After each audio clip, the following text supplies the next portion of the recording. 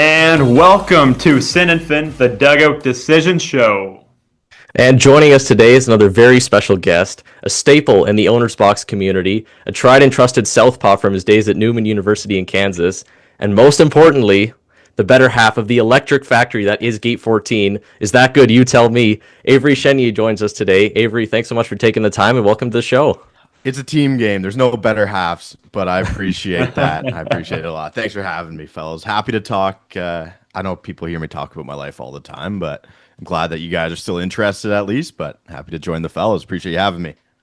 Absolutely. I know we talk about Johnny a lot, but you guys are both amazing and we both love what you guys do and you guys have been an inspiration for us. So I want to kick it off right away with Gate 14. I know you've talked about this a lot, but maybe for people that aren't really familiar or really haven't seen the content, talk to us a little bit how this all started. I know you and Johnny had a couple of mutual friends and sort of came together and on your first podcast started talking for the first time. So just speak to us a little bit of how this all came about and why Gate 14.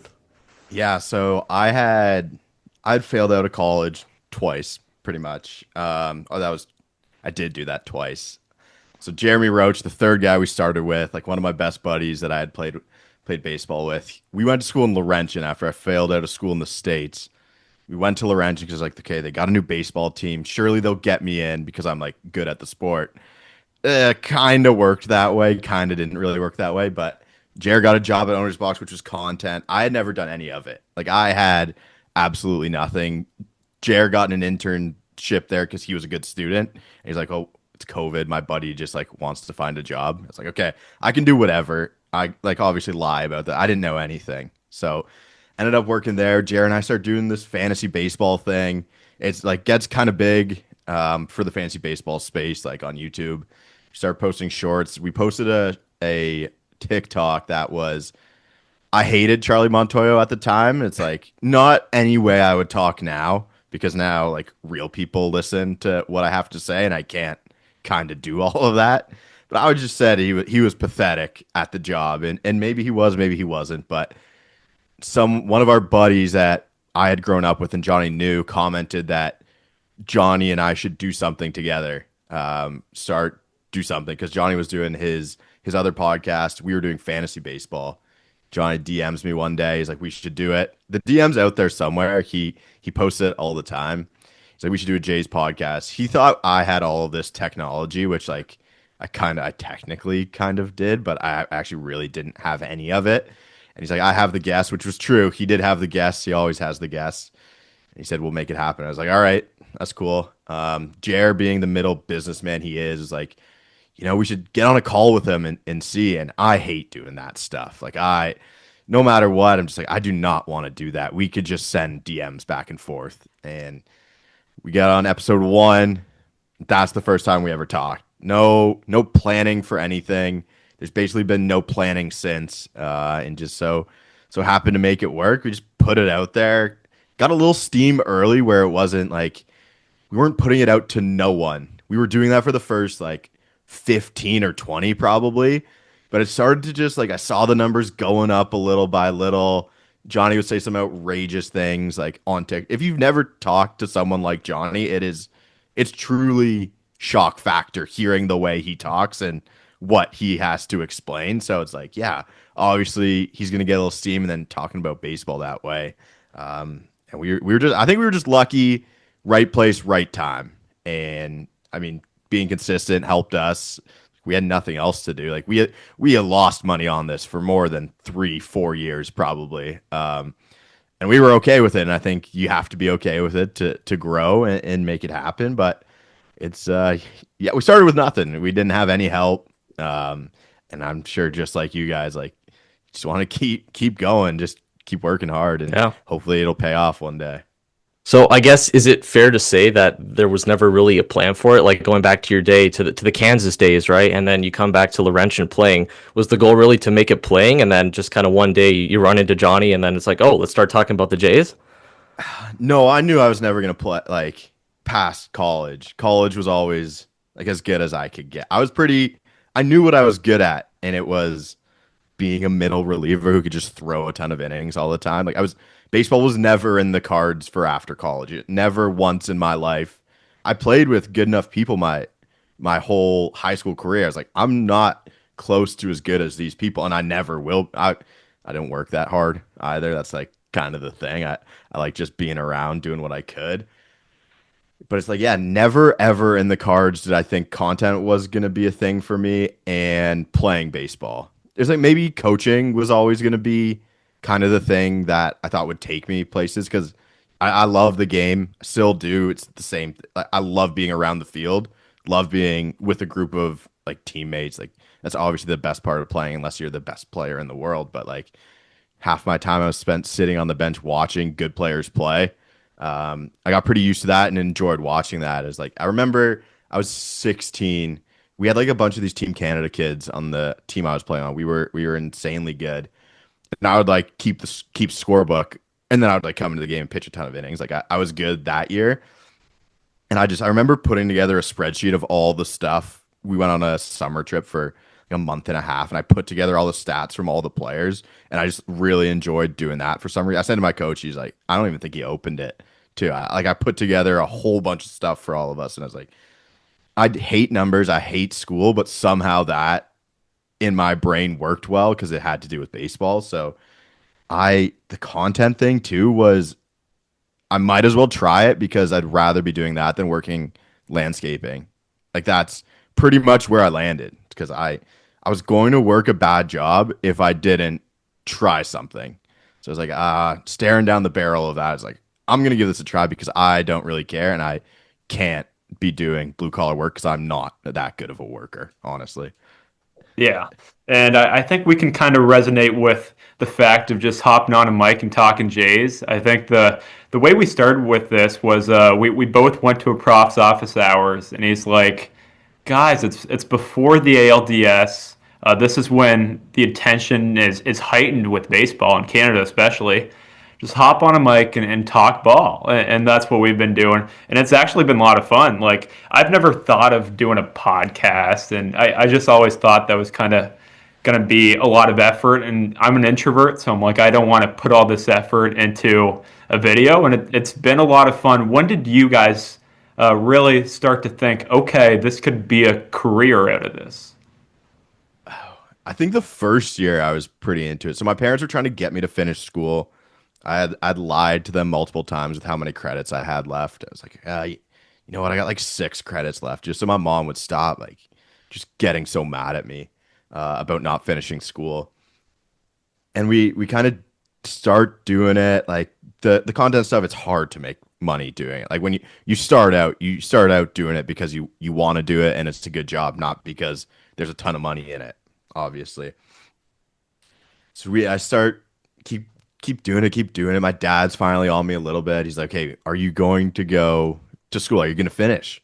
I'm like, you know what? No. It's like, well, okay, what are you going to do with your life? It's like, I think this could maybe be something we do. And I told him when we started, is like, if it gets enough legs, I think it could be my full-time job. I remember telling my dad that, and my dad's always been the best. Like he's a like chemical engineer. He's went to school forever, and somehow I was the worst student growing up. Like it just like smart enough where I could get stuff done, but never wanted to do work. I would like every time I had homework, I'd be playing basketball out front or playing Road to the Show and just not choosing not to do any homework like through middle school.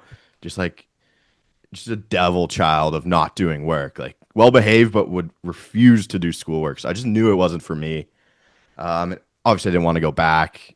I had started coaching a little bit like those college teams. So like Laurentian, I went back for 1 year, and then Laurier for 2 years, and then Guelph. And my dad's like, "Well, you're coaching at the school. Surely they could get you in." I was like, I do not think with how my grades are, I'd be able to get in. So I'm an introvert too. I think like it's talking, like holding conversation. I'm not a good conversationalist. So again, it was either I'm going to work construction and I'm going to like have a tough time doing things I like, or might as well try and do it. So like I felt like I had a good enough knowledge of sport. I'd always been like at school, high school, on my computer researching sports stuff. Like I was lucky to have a computer all the time through high school, and I just would never do work on it. I'd be on ESPN the whole time.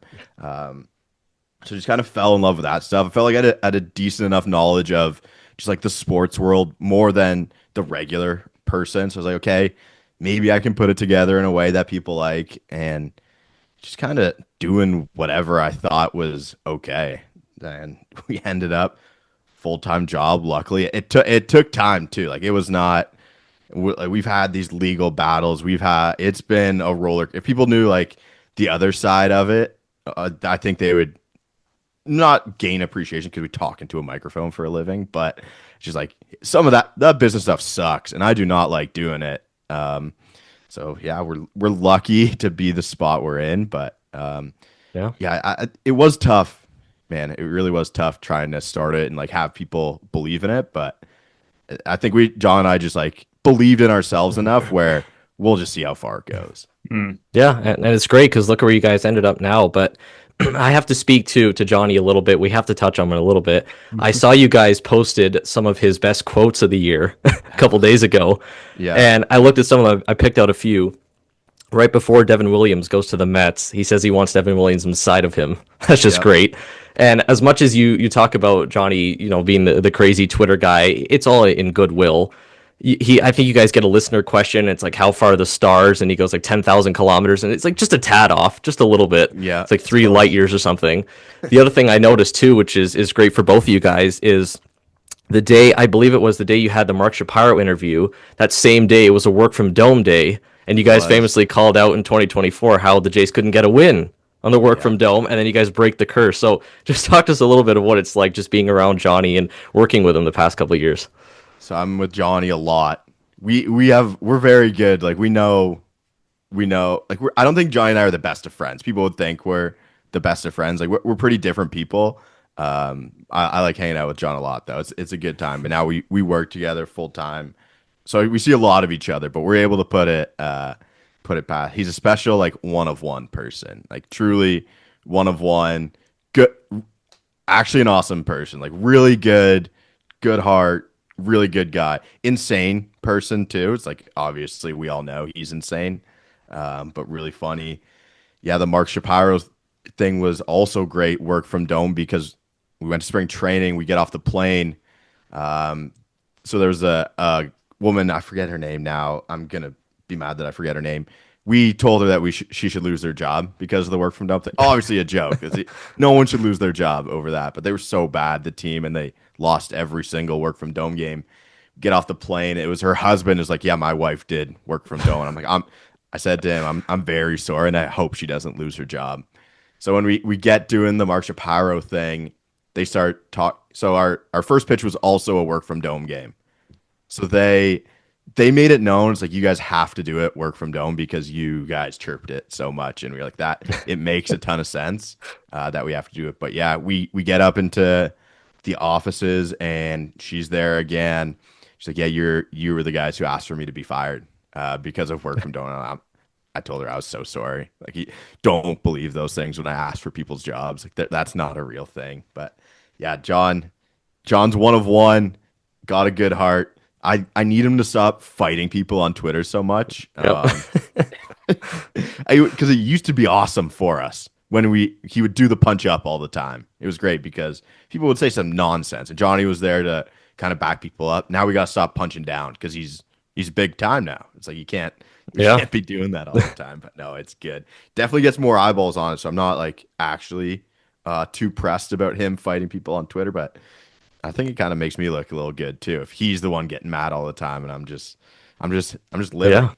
I mean, he'll piss off a couple Yankees fans, but as Jays fans, we love him, right? Yeah, that's so. It's when he attacks the Jays fan, like John. Why? Those are the people we need, Yeah. man. We need to stay with us. I mean, it was super interesting last offseason. I think it was Master Flip just making the most egregious takes of all time. And then there's this huge Twitter space where it's Johnny versus Master Flip. I was in the airport. I was like, I have no idea what's going on, but I got to get in this space to witness history right now.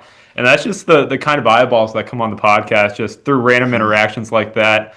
Other ones, Jesse Pollock. It's crazy all the different ones he has. But another question here he's is one of one. Sorry, I'll touch on that. Yeah. He loves to argue.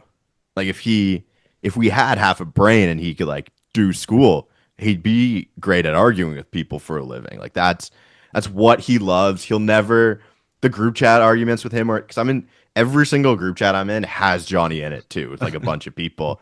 And there's nothing he likes more than to just try and dunk. You know how he does it on Twitter too, like calls people idiots, and like he does that in every group chat that he's in too. And he will not.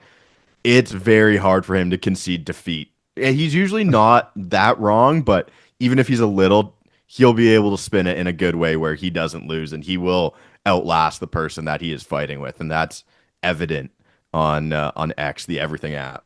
Oh my goodness, that's funny. Something that's been really cool for us is just interviewing guests. I think it's cool to see how many people will come on if you have a podcast talking about Jays, talking about baseball, and we've had Jamie Campbell and a professor from Brock University and a designer of the Born Ready Vladimir Guerrero Jr. shirt, which was very cool as well. And it's cool to see all these different personalities all tied differently to the Blue Jays, whether it's fan, whether it's working for Sportsnet. How did having guests on your podcast and prominent ones at that, and you're having Vladdy and Pop on soon, I believe, and how cool is that just to see all these prominent figures in baseball and with the Blue Jays come on your podcast? It's cool. I don't think it's like changed my life right now, but once we were a little bit older and we can look back and look at it, I think it'll be really cool. Johnny handles all of that. I hate asking people for anything. I had one. The only person I've ever gotten was Will Wagner because we had mutual friends. And I hated asking him. It's like, hey, can you do this time? Can you do this time? So hats off always to Johnny for having the guests on. But we were able to get the first guest we ever had was Tyler Heineman. And I couldn't even do it because I was at work. Let's go. And that was the first year of Gabe 14 that long ago. It was his before he had been back and forth all the time.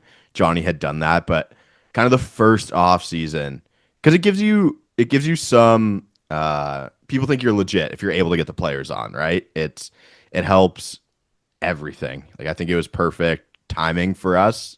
It's like, oh, these guys are kind of legit. How are they getting all these people? It's just Johnny, one of one, getting people and just going through it. You'd interview one person. It's like, hey, can you send me this guy's number so he can text him to get the other guy? He's really, really good at that. So I think it just makes us look more legit. And it is awesome being able to talking baseball with guys who love baseball is great. Like when you can give them one prompt and they can talk for hours and they could talk forever. It's like Chris Bassett is the number one for me when it comes to that. You could give him one thing and he would talk forever on it and he'd be awesome. You get some of the other people where you're asking a ton of questions per minute. I'm just like, oh, I don't have enough prepared to, because I can't process quickly. So it's like I got to write all my stuff down. I got to prepare. And after that, if it's not there, I'm lost. I'm like, Johnny, just go ahead, man. I think talking to the older pitcher is my favorite guest. Like that type of thinker. They spend 4 days, like the starters spend 4 days on the bench just talking to people about baseball. Like they're pretty good at it. It's like the younger hitters are hit and miss if you're gonna get a good thing from them, but I guess have been huge, and it gave us some credibility kind of early. Yeah. Well, what's the progression been like? Because you mentioned starting out with Tyler Heineman. I think back to when I think you guys a couple years ago had Mitch White and the Margot Robbie dating Mitch White rumors start coming out. That's sort of when it started to break through. And Chris Bassett comes on. You eventually get Kevin Gosman on, and Shane Bieber comes on this year. You get Vlad in the future. But I think the biggest one, John Schneider as well. Obviously, you get the manager. But is it fair to say that to this point, Mark Shapiro was the biggest one? And just what has that progression been like, starting from Tyler Heineman, getting all the way up to Shapiro? I think if you don't, because our one thing, we don't even post that many clips. There's no real quotes going out. That's bad on our parts because it's just Johnny and I hate listening to myself talk, so I don't want to do that many clips. I think once they realize we're not trying to screw them, at any point, we're not trying to get some gotcha quote to put out there. I know if you're doing a podcast, you'll do a little bit of your research, but once they realize that we're not trying to get them, it can be good for them based on the people who are going to see it. It changes things too, right? Like if you're doing a paper, like a made for paper, or we'll say Wilner, like not as a chirp to him. I know Johnny would chirp him, but like if he's talking to you in the clubhouse, he's trying to get quotes for him to put out. on our side, it's like we want to hear funny stories that we can clip together of something that happened in game where we can take the game tape and put it together and then put it out. So once we had done a couple years of nothing bad coming out when any guests came on, and then people start to trust you. Like it is tough for the first one, I think, but so hats off to Tyler Heineman to do that. Because I remember writing a question for John because I couldn't do it. I had to work. And I was like, I wanted to know what 'cause Tyler Heineman played at UCLA with Trevor Bauer and Garrett Cole. And Wow. I wanted to know how they actually were. And Johnny came back to me after that. I didn't watch it after, but he's like, yeah, he didn't really want to talk about that at all. And I was like, okay, maybe we'll stay away from those ones. Like we're not trying to get them. We're not journalists, right? We're just two Yeah. guys going at it. So try not to like hurt them in any way when they know they can come on and only good things could possibly happen. But the progression was, I mean, if Mark sees it over a couple of years, it was through his son who kind of saw everything, and Hmm. when they know that we're not trying to do anything bad, I think that they can trust us too. Yeah, totally. That's fair. If you had to pinpoint it on again a couple of moments that you guys had this year, we have obviously the Placata Place shout out. You guys throw the first pitch, and we won't talk about Johnny's pitch, obviously. All good intentions, but you have Mark Shapiro come on, you have John Schneider come on. You guys get to witness, and I actually went to Game 7 of the World Series. Christian went to Game 1 of the World Series, so we saw some incredible moments this year. Can you pinpoint it on maybe one or a couple of moments that stood out this year? Yeah, Shapiro for sure. Just getting him on, and that was the weekend as Vladdy signs his extension. Yeah. Right? It's like we'd been talking to them. Well, John had been talking to them, trying to find a date.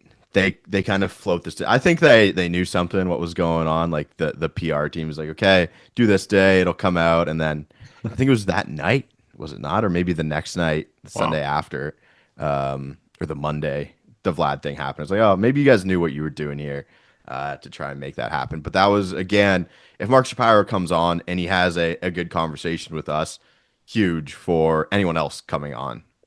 It's like if they trusted us to have Mark Shapiro, that goes well. People have great feedback, then everyone else can do that as well. And then of course Johnny, it's just who he is. He asked for the first pitch while we did that interview, right? Yeah. Like that is how Johnny operates, and that's why he's the best at doing it. I think that the Shapiro thing was huge. The Schneider thing, obviously huge numbers wise when it came out. That one's just stressful because we had planned and tried to put it together for maybe 2 weeks, and I'd given up on it. I was like, yeah, he's just busy. I understand that he's probably not gonna come on, or he has stuff to do. It was because they were going to the 6-man rotation. That's why he's like, okay, I got to meet with the front office. I can't do tonight after the game. Wow. Sorry. I was like, okay, well, I understand you have to like do your job. So I wasn't sure. I didn't know if that was going to happen, but yeah, that too. The first pitch was kind of a nice ego bump too. It's like, okay, trust you. You guys get out there. People throw the first pitch every game though, right? Like there's Yeah. 162 of them. So I think the other ones, yeah, Shapiro and Schneider were great. It's like hopefully we have more of those moments, but yeah, I haven't even really looked too far back on this year. It's just so you never know what's next. Just trying to plan the next thing and see what's. I think the golf match was my favorite thing too, though. When we played the Yeah. players and go, they like playing golf. I like playing golf. I don't think there's anything better than that. Trying to put that together again. The planning of the stuff is the hardest part, and trying to get people to work on it is hard. So I'm glad that turned out the way it did. How cool was Vancouver too? Because the Canadians always seem like a fun team to go watch, and this year with Arjun and Gage and Trey and all the studs, even Cal as well. And I think you were there around the Cal, Trey, and Gage era. How cool was that to not only engage with Gage and a few of the players, but throw the first pitch and be in a minor league environment in Vancouver? Yeah, that's an awesome place. If you get the time to go out there, Vancouver's an awesome city. But that's when you go and watch those games, it's how baseball was kind of meant to be taken in. Like it's a good park, but I mean, you're sitting on these wood benches, you're in these seats. Like this is how it was meant to be enjoyed. Not too much going on. Some fireworks after the game, like that. It brings back the kid in you a little bit, and why you wanted to watch it. Not just trying to do it professionally and talk about it. Going to watch those games is sick. Yeah, it was cool for them to reach out. It was redemption for Johnny for his first pitch, and obviously we can say the moment he was fine for single A, but the moment got too big in the big leagues. But no, that was really cool. That was a lot of fun. It's like because we can help them out too. I don't think we got the biggest turnout in the world for it was a Friday afternoon game, like a 1 o'clock game on a Friday.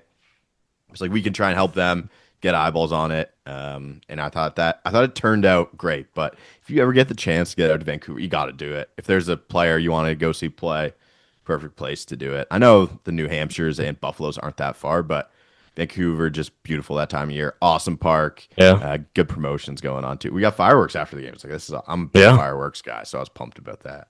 There you go. And it's great too because baseball is really expanding now across Canada, right? We obviously have Vancouver out there. The Jays again, it's not just Toronto, right? The Jays span across the whole country.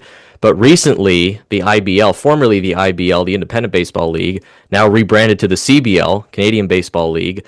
This is giving players the opportunity now to showcase their skills on a wider scale across the country. You have some experience playing with OBJ as well, and obviously Laurentian. Is it true also that you played with Josh Naylor? Is that true? I did. I played OBJ. I played at Cooperstown with Josh Naylor. Like I played Okay. for him.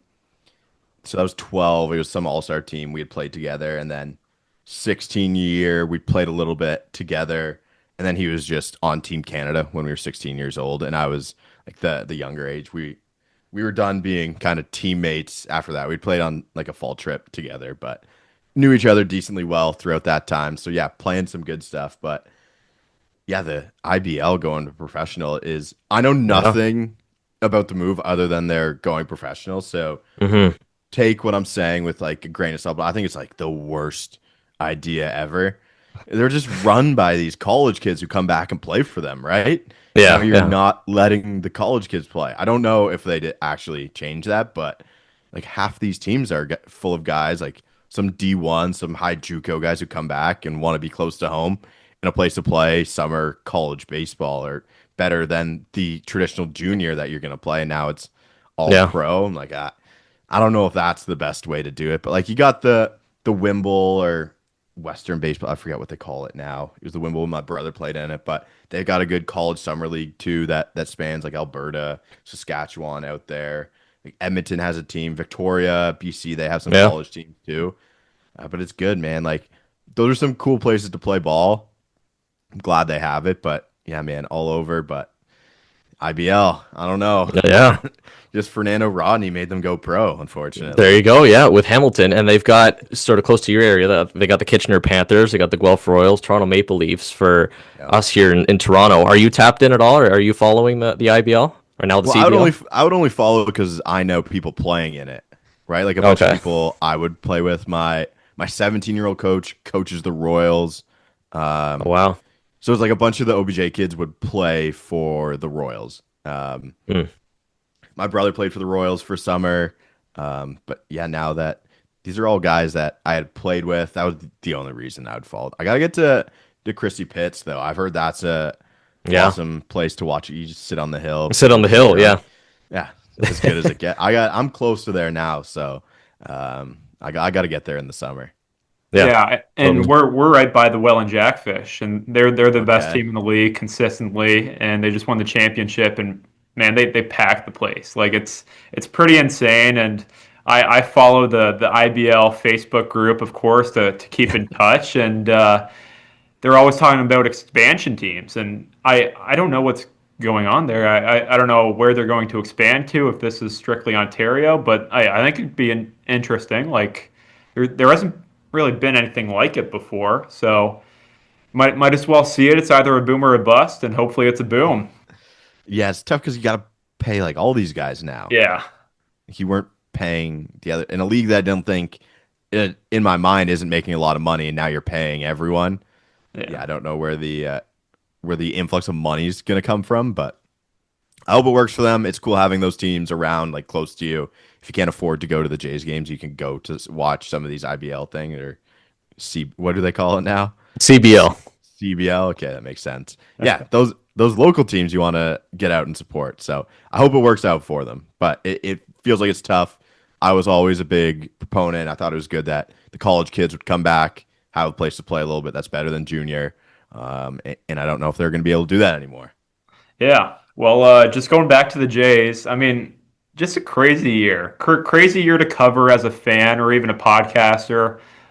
Just a complete 180 from 2015, 180, 360. But this team loved each other. And in 2015, it seemed like it was that intimidation factor, like John Gibbons, Josh Donaldson, Jose Bautista, just a complete different aura. Hate to use that word, but aura around the team.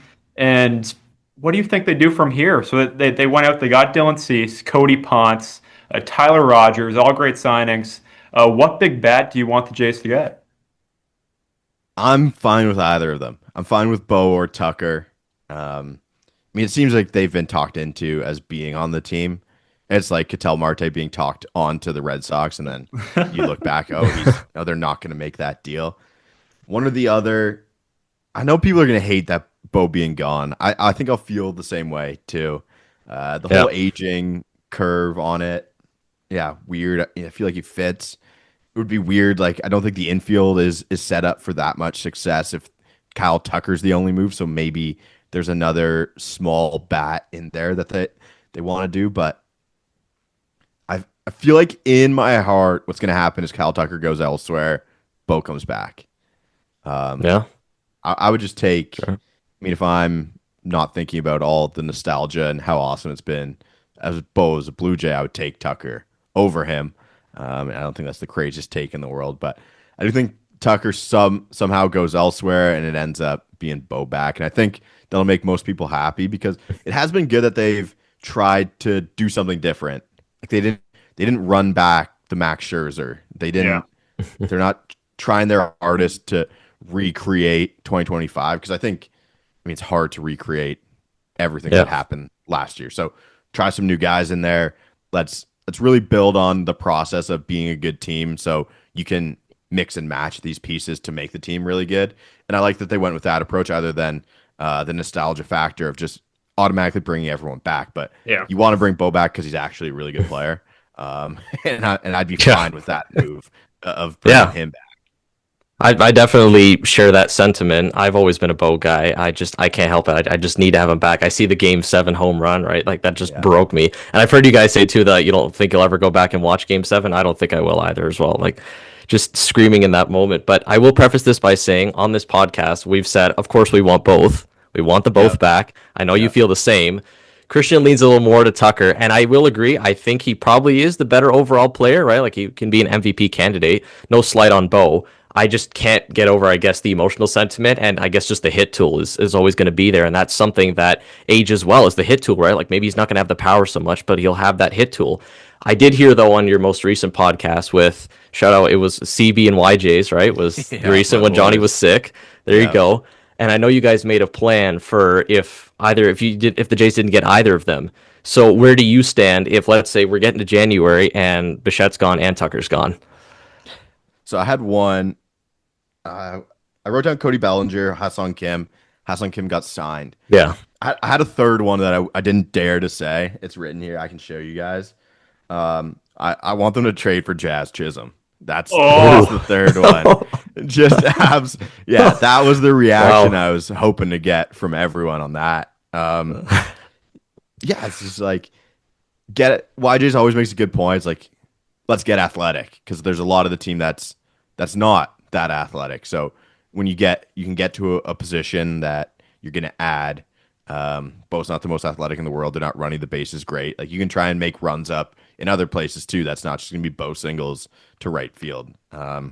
Jazz was Jazz Chisholm was the third one. I don't think they'd ever do that deal. Like if the Jays came to the Yankees and said, "Okay, we want to get this done for Jazz," I think the Yankees after last season, at least a little bit in the back of their minds, they'd say, "Okay, what do they see in Jazz that we don't?" And Jazz is like this great player too. So I think he's part of the Yankee solution, not part of their problem.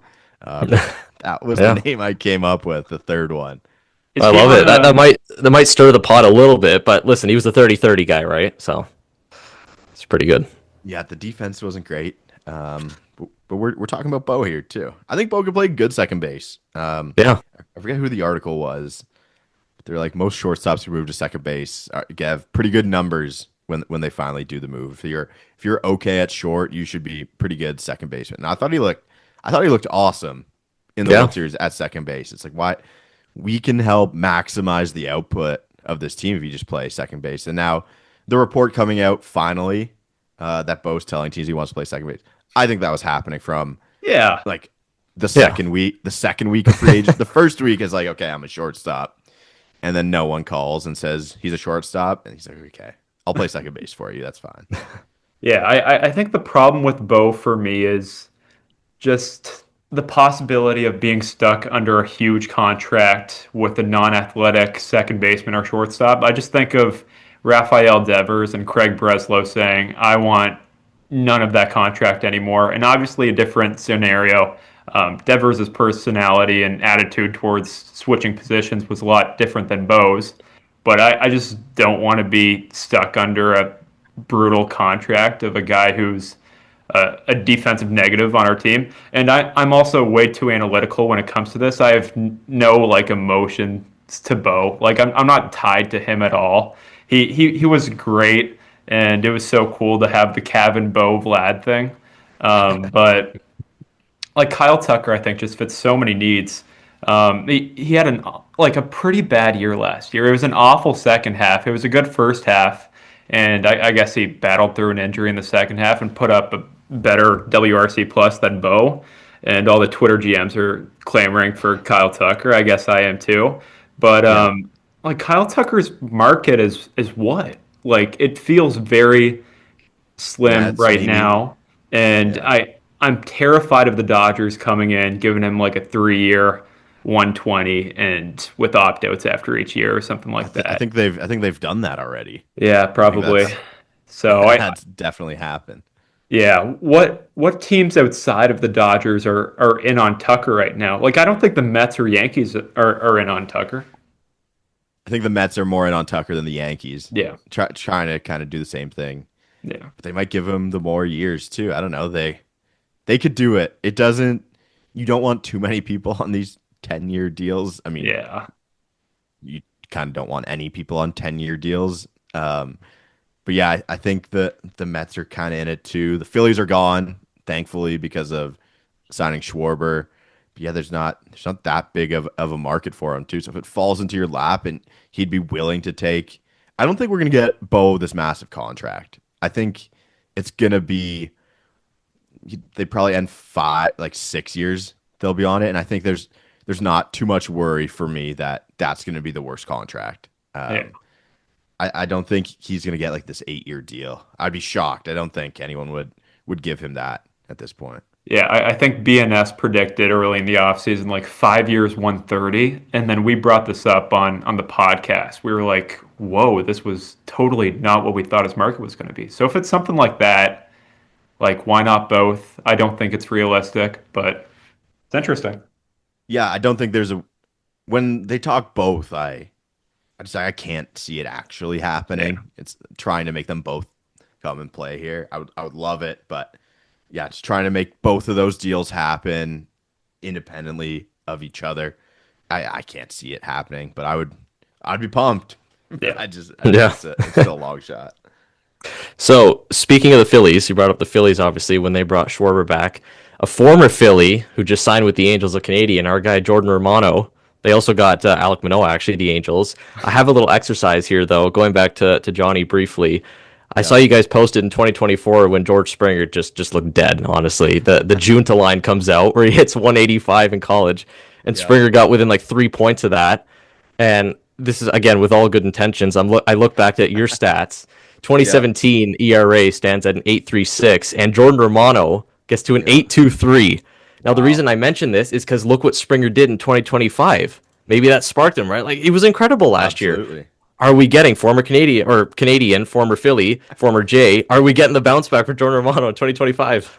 Oh man, if his shoulder works, I would Yeah. hope so. I like Jordan Romano a lot, and Same. Yeah. he was obviously great for the Blue Jays, Yeah. and good for them for identifying. I had heard that his shoulder was kind of cooked when he went through, and they didn't offer him. That was another nostalgia over what's actually going on with these players move when they didn't tender him a contract last year, right? And people like freaked out, but and we don't know what's going on behind the scenes totally. So good for Jordan Romano. I really want him to figure it out there. I mean, he goes to a Yeah. pretty big park, so you're hoping that he can find something. But just overall shoulder health is probably what was going on with this year too. And then you have a stinker of a year in Philly. I can't think of a worse place to play if the fans hate you and you're a relief pitcher. Oh, Yeah. Then That's obviously the bad. Yankees would be Yeah. just as bad. But yeah, I think Philly's pretty much the worst place in the country to be if you're not pitching well. Yeah. Yeah, definitely. And I always loved Romano as well. Again, Toronto guy. He's from I think Markham, right? So really close. But there was just something so infuriating about him just throwing like 95-mile-an-hour fastballs just down the middle. And I don't know, he would like load the bases with a couple of outs and just make it so stressful. So I love the guy. And even with Manoah, I think we actually talked about on this podcast that at the end of the season when the Jays looked like they were going to have the division secured, wasn't the case. It took to the last day, right, to tie with the Yankees, and they had the tiebreaker. But we were saying that if they had already the tiebreaker by the Sunday, do you call up Alek Manoah and just throw him out there on the last day? And then what do you know? He's DFA'd and he goes to the Braves. So does he have a bounce back with the Angels maybe? It's gonna be interesting. Like I wouldn't. The Angels aren't a good spot for this pitching. Yeah. Making these big pitching changes too. But I think it was more of the Manoa thing was more obviously the arm wasn't fresh or good to where he was pre-injuries, but just kind of how the organization felt about him. Like I don't think it was this best teammate in the world. Yeah, true. Not taking the demotion well. I think not even showing up to AAA that one year. Yeah. Really just made things awful. And yeah, he comes back. The numbers weren't great, and I was surprised they cut ties so quick with a team that's kind of thin, like depth wise. But you had to make that decision. You had the options, I still think too, but they were fine to get out of there. I think. Oh man, 'cause I just got no idea what shape these guys' arms are in, Yeah. and it's how hurt are they? Do they have any juice left? This will be interesting. I will say. Romano has a 4 ERA next year. We Okay. cut it in half. We do that. There we go. Now, if the Jays acquire a Kyle Tucker, that means they have a surplus in outfielders. Like they got to have like 5 fringe AAA MLB guys. Jonathan Clase, Nathan Lucas was really good last year, but will he do the same next year? And so many other guys. Do you have a trade in mind that you could see the Jays making? Just a little mock trade. Oh, I don't think I have the return. I don't have a good return. Okay. But it's like, I mean, Nathan Lucas is pretty expendable after that, Yeah. unfortunately, because you have the guy who's gonna hit both hands and play Nathan Lucas's position, and he comes off a good year where he should be talked about as being a good contributor, at least like good depth piece for pretty much any team. Don't know fits wise, obviously based on who they have on their roster, but he can provide at the major league level. He can compete. He's meant to be there. So I think Lucas would be one. And then what are you going to do with the trio? We talked about that, like Penango, Shrek, Joey Yeah. Loperfido. I think there's a chance to be moved from there. And then Classic's fine because I think he has an option this year. Okay. He got an option year, so you don't have to move him yet. He's speedy center fielder. I don't know if like Varsho and Straw go down, you have Clase to try and do something. But yeah, I think those, yeah, just swapping in Tucker for Nathan Lucas makes it tough to keep him. If you need some help, like relief pitcher wise, then I think that's kind of a deal you're willing to make. Yeah. Yeah, definitely. And Joey Loperfido is actually Christian's guy, so I'm sure he would hate to see him go, right? I got a number 9 jersey in his rookie year because I thought he was going to be legit after the Kikuchi trade, and love Joey. Who knows what he could do? So I don't even think his girlfriend has a number 9 jersey. I'm probably like one of 5 people in the world Yeah. with a number 9 Joey Loperfido jersey. It's awesome. Yeah, he had to have played what 30 games in that jersey, Something maybe. like that. Yeah. Yeah, 9 to 10 is a good number change. He didn't know. Apparently, he came on ours and said he didn't know that that was Danny Jansen's number when he picked it. Okay. He Oh, just didn't. He didn't realize he got in the clubhouse. I was like, "Oh, that's the number you're picking." He's like, "I had no idea who was wearing it before me." That's funny. fair. Well, listen, we'd love to close with one more question here. The Jays have obviously gone out there and addressed the starting pitcher market. So I'm curious if you can boil it down to they obviously went out there and got Tyler Rogers, but if you can boil it down to maybe one more reliever they could go out and get, one more bat if you're picking between Bo and Bichette or Bichette and Tucker, or maybe even someone else, and one prospect maybe that could have an impact in 2026. Is it Ricky T? Is it someone else? So one reliever, one bat, and a prospect. Prospect RJ Shrek. I think he's actually good. Okay. I think he can hit. I went to the scrimmage. He hit a moon ball off Dylan Tate. Not that Yeah. that's great to say, but he smoked a ball off Dylan Tate.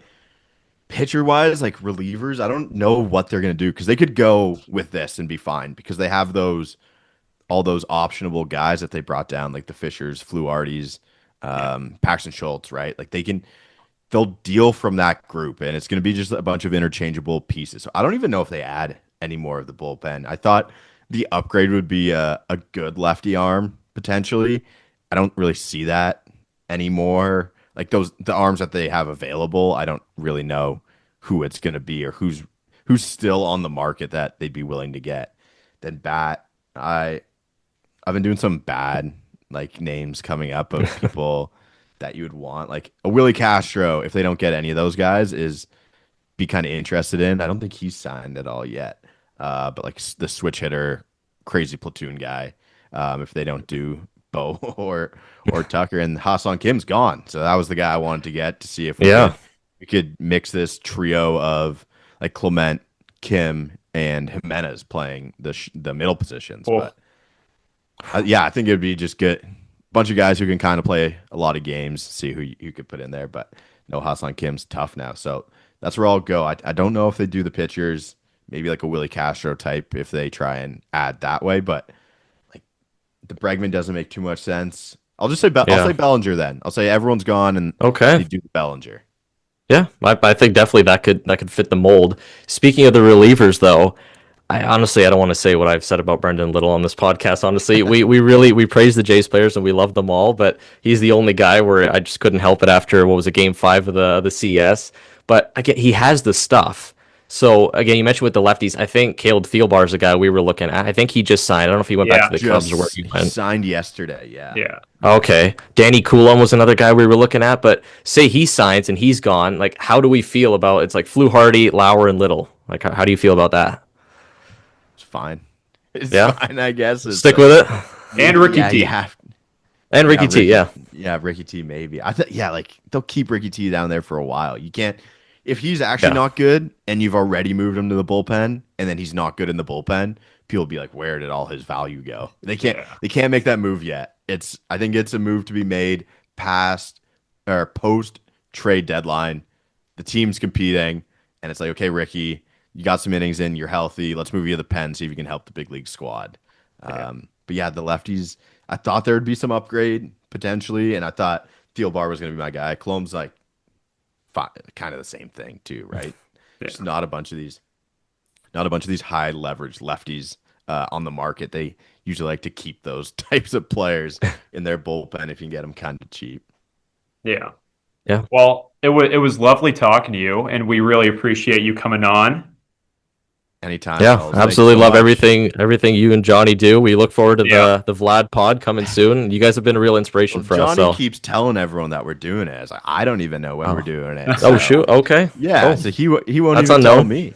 Yeah, well, we don't have a day. He's just like, it's gonna happen. I'm like, okay. Well, Usually whatever when happens whatever happens in what- the future, we're looking forward to it. appreciate you guys. Happy to come on. Unfortunately, I get busy and tough to make time sometimes, but happy to do it for you fellas. Appreciate you guys. Thanks, Thanks, Avery. man. Thanks for coming on.